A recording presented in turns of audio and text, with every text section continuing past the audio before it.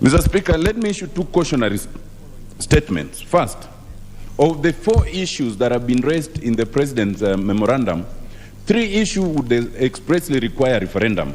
Only one relating to the funds, especially CDF funds and the oversight fund, would not require referendum under Article 255(3).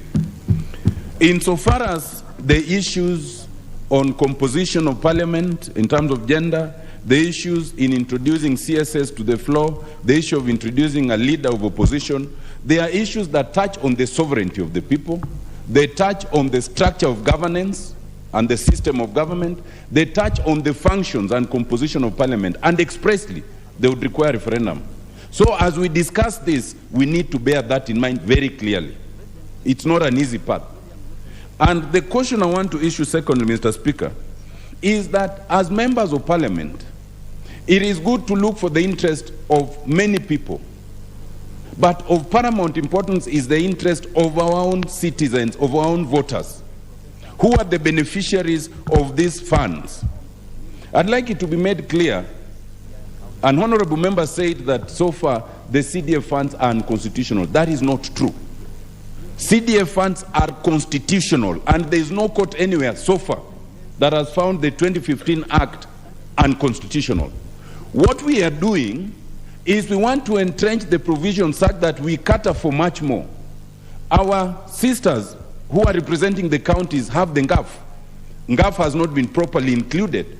We want to include the NGAF, we want to include the other funds that Senate oversight, so that we call them the oversight funds. That's why we are amending the Constitution. Let it not be supposed that we are amending it because we think that it's unconstitutional. We'll be shooting ourselves in the leg. And for our own purposes, I would really urge members that we need to remove that bit of the memorandum that deals with the CDF funds and the oversight funds, because we were already on it. And let's use it, because as part of the ad hoc committee, we have already designed, we've gone much further than this memorandum. We have already drafted the amendments that are necessary to the Constitution and which do not require referendum. Let us move with speed, run with that, and leave these other issues that might raise partisan politics outside first. Let us take care of our interest before we take care of other interests. And if you don't heed my caution, watch this space. If you maintain this oversight fund together with these other 3 issues, they will be lost in space, and the consequences will be quite dire, because we are racing against time. Specifically, Mr. Speaker, the idea of amending the Constitution is not a bad one. Our Constitution is ripe for amendment. 12 years after any Constitution is enacted, it is good for citizens to sit together and look at what is bad, what is good. But amendment of any Constitution should always be bipartisan. It should always involve the public. In fact, it's not just bipartisan in Parliament, it is beyond Parliament. All previous attempts to amend the Constitution by President Moi then and thereafter by President Kibaki failed because the initiation was not bipartisan. I want to caution that this initiative, insofar as it's not bipartisan, it is the wrong way to look at amendment to the Constitution. We require a bipartisan approach.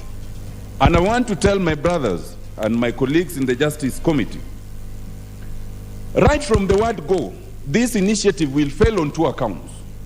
The first is the account on which BBI failed. And it's not saying that I agree with the Supreme Court. I actually don't. But they pronounce themselves. And that is as it is now.